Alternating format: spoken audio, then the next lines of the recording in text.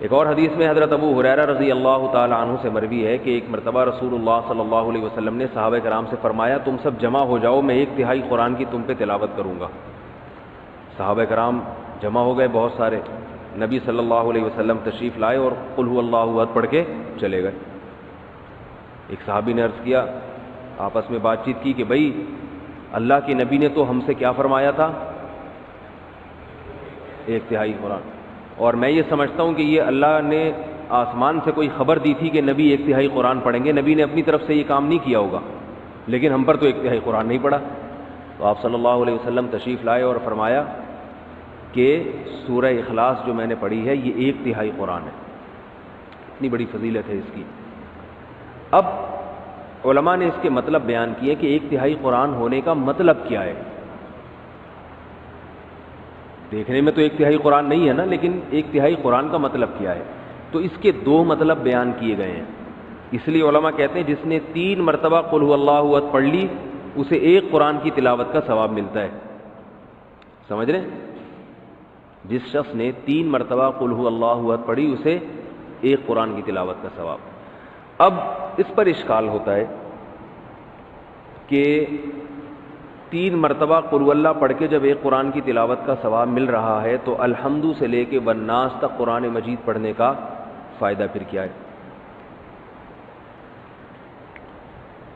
سوال ہی سمجھ میں نہیں آ رہا، جواب کہاں سے سمجھ میں آئے گا؟ جس قوم کی سمجھ میں سوال ہی نہیں آئے اس قوم کی سمجھ میں آ گیا سوال؟ آپ کی نہیں آیا؟ بھائی جب 3 دفعہ قل هو اللہ پڑھنے سے 1 قرآن کا، کیونکہ 1/3 ہے نا، 1/3 ہے، تو 3 دفعہ پڑھ لیں گے تو 1 قرآن ہو جائے گی، تو پھر الحمد سے لے کے والناس تک پڑھنے کی کیا ضرورت؟ شکر ہے سمجھ میں آ گیا۔ اچھا آواز کی وجہ سے نہیں آیا تھا۔ تو اس کی بہت ساری وجوہات یعنی جواب دیے گئے، لیکن اس کا سب سے بہترین جواب وہ ہے جو علامہ ابن تیمیہ رحمہ اللہ تعالی نے دیا ہے۔ وہ جواب یہ ہے کہ ہر چیز کا اللہ نے اپنے علم میں ایک ثواب رکھا ہے، وہ قیامت کے دن ملے گا، اس کی کوئی مخصوص وزن ہوگا، کوانٹٹی ہوگی، اس کی مقدار ہوگی، یہ تو اس شے کا ثواب ہے۔ تو اللہ نے اپنے علم میں قرآن کی، پورے قرآن کی تلاوت کا بھی ایک ثواب رکھا ہوا ہے،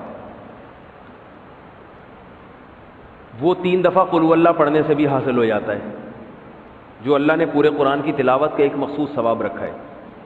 لیکن جب آپ پورے قرآن کی تلاوت شروع کرتے ہیں الحمد سے، تو ہمیں پورے قرآن کی تلاوت کے ساتھ ساتھ کچھ اضافی ثواب بھی مل رہے ہوتے ہیں۔ مثال کے طور پر جب ہم قرآن کی تلاوت کریں گے اس میں سورہ فاتحہ بھی آئے گی، اس کے کچھ اضافی فضائل ہیں اس سورت کی تلاوت۔ سورہ بقرہ بھی آئے گی، سورہ بقرہ کے کچھ الگ سے اضافی فضائل ہیں جو اس کی تلاوت کے بارے میں وارد ہوئے ہیں۔ سورہ آل عمران بھی آئے گی، اس کے الگ فضائل ہیں۔ پھر قرآن مجید کی جو جنت اور جہنم کی آیتیں آئیں گی آپ کے سامنے، اس سے جو انسان کا دل بنتا ہے، جو واقعات آتے ہیں، اس سے جو انسان کو عبرت حاصل ہوتی ہے، یا قرآن کی تلاوت سے اللہ کی جو محبت پیدا ہوتی ہے، یہ ساری اضافی چیزیں ہیں جو پورے قرآن کی تلاوت پہ آپ کو ملیں گی۔ تو سورہ اخلاص 3 دفعہ پڑھنے سے وہ جو اللہ کے علم میں 1 دفعہ قرآن کی تلاوت کا جو اصل ثواب ہے وہ مل جائے گا، لیکن جو اضافی ہیں، فاتحہ کے اضافی فضائل، سورہ بقرہ کے اضافی فضائل، پھر قرآن پڑھنے سے جو اللہ کی محبت اور قرب اضافی، یہ پورا قرآن پڑھے بغیر نہیں حاصل ہو۔ سمجھ گئے بات کو؟ یہ سب سے بہترین جواب ہے۔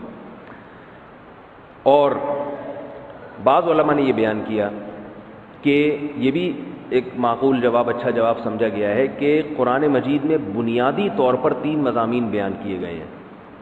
ایک تو عقیدہ توحید کو بیان کیا گیا ہے، شرک کی نفی۔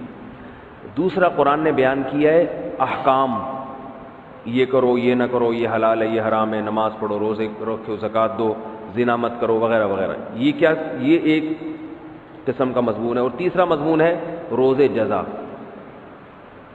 آخرت قائم ہوگی تمہیں۔ یہ پورے قرآن کا گویا کہ بیسک بنیادی 3 مضامین ہیں۔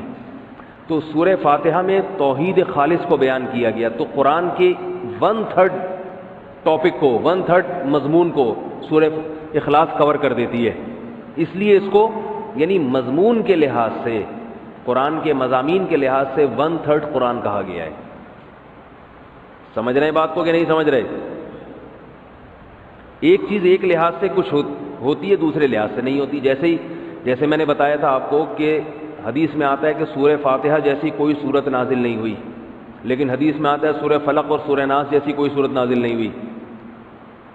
تو حدیث ہی میں اس کا دوسری حدیث میں جواب موجود ہے. سورہ فلق سورہ ناس افضل ما یتعوذ بہ المتعوذون، پناہ مانگنے والوں کے لیے، پناہ مانگنے مختلف قسم کے شر سے پناہ مانگنے والوں کے لیے ایسی صورت نازل نہیں ہوئی.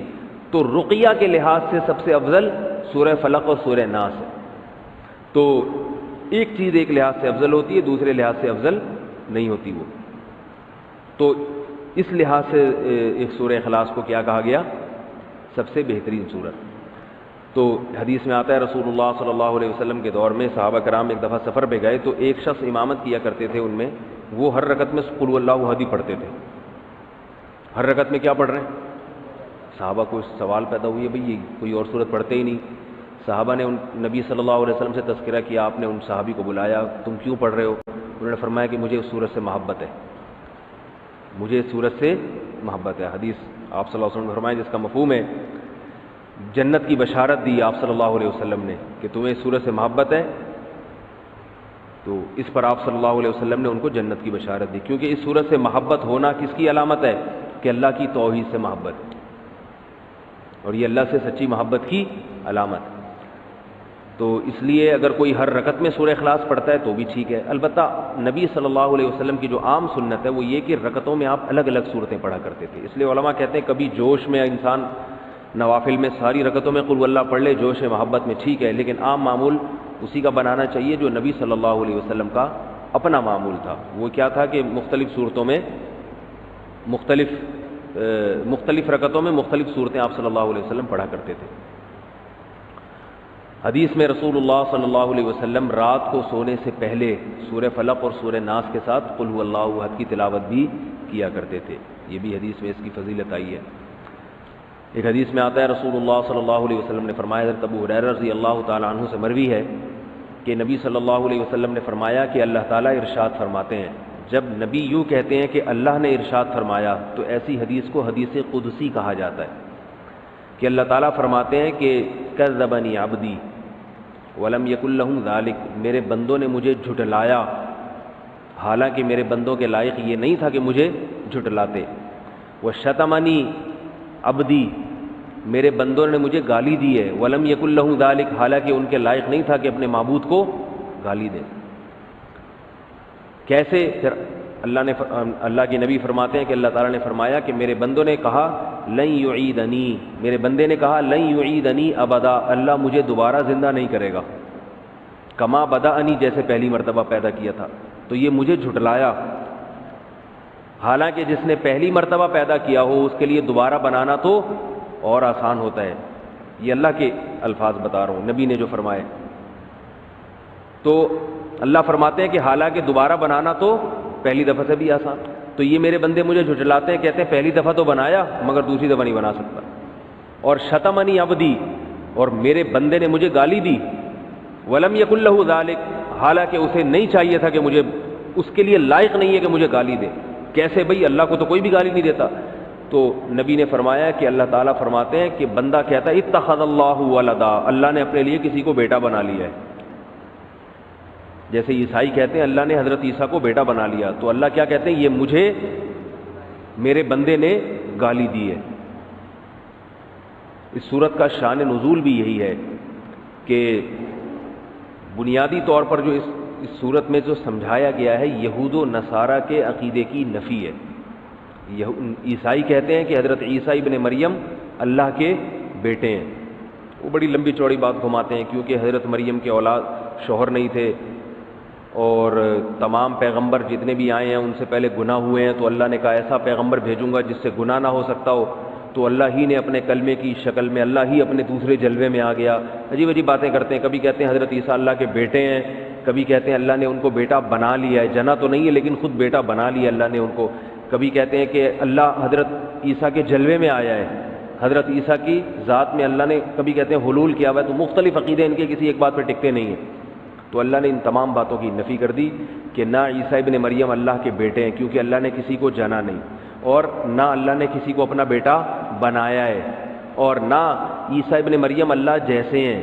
وہ کہتے ہیں نا تین خدا میں سے ایک عیسیٰ ہیں، تو کوئی اللہ جیسا نہیں ہے، خدا نہیں ہے، سب مخلوق ہیں اللہ تعالیٰ کی۔ تو عیسائیوں کے نظریے کی نفی ہے۔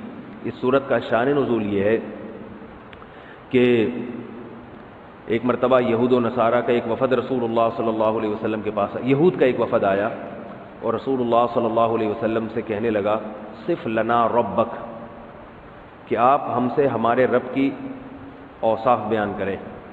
یہودیوں کا شاید یہ خیال تھا کہ تورات میں تو لکھا ہے کہ اللہ جیسا کوئی بھی نہیں ہے، اگر یہ جھوٹے نبی ہوں گے تو غلط صفات بیان کرنا شروع کر دیں گے، بھئی وہ ایسا ہے، وہ اس طرح ہے۔ تو یہودی کہنے لگے کہ آپ بتائیے کہ اللہ تعالیٰ کی جنس کیا ہے، مرد ہے یا عورت ہے،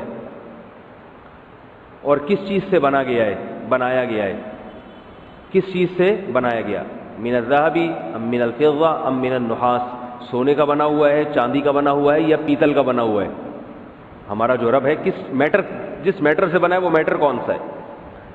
تو اس پہ یہ صورت نازل ہوئی، اللہ احد اللہ الصمد، بے نیاز ہے، لم یلد ولم یولد، نہ جنا گیا اور اس کا کوئی ہم پلہ نہیں ہے۔ جب ہم پلہ نہیں ہے، لیس کمثلہ شیء، جب اس جیسا کوئی ہے ہی نہیں ہے تو سونے یا چاندی یا پیتل سے مثال ممکن نہیں ہے، کیونکہ یہ تو مخلوق کی مثالیں ہیں۔ اللہ مخلوق سے بالکل الگ ہے، ماورا ہے، ہماری عقلوں سے بالا تر ہے، تو اس کے پیتل مثال میں پیش کرنا، سونا مثال میں پیش کرنا یہ ممکن نہیں ہے۔ ایک روایت میں آتا ہے کہ مشرکین نے کہا، مشرکین مکہ جو تھے نا وہ نسب کی بڑی بحث کیا کرتے تھے، نسب، کہ اس کا نسب کیا ہے، اس کا نسب کیا ہے۔ تو انہوں نے کہا کہ اے محمد آپ اللہ تعالیٰ کا نسب بیان کریں کہ اللہ کا نسب کیا ہے۔ تو اس پہ یہ صورت نازل ہوئی، لم یلد ولم یولد، نہ اس نے کسی کو جنا نہ وہ کسی سے جنا گیا، اس کا کوئی نسب نہیں ہے۔ الاول سب سے پہلے ہے اور سب سے آخر، یعنی ہمیشہ سے ہے اور ہمیشہ رہے گا۔ تو توحید کا مضمون اس میں بیان کیا گیا۔ اللہ تعالی ہمیں سورت کے مضامین پر عمل کی توفیق عطا فرمائے، اور جن لوگوں کو زبانی یاد نہیں ہے ان کو تو کم از کم یہ سورت زبانی یاد ہونی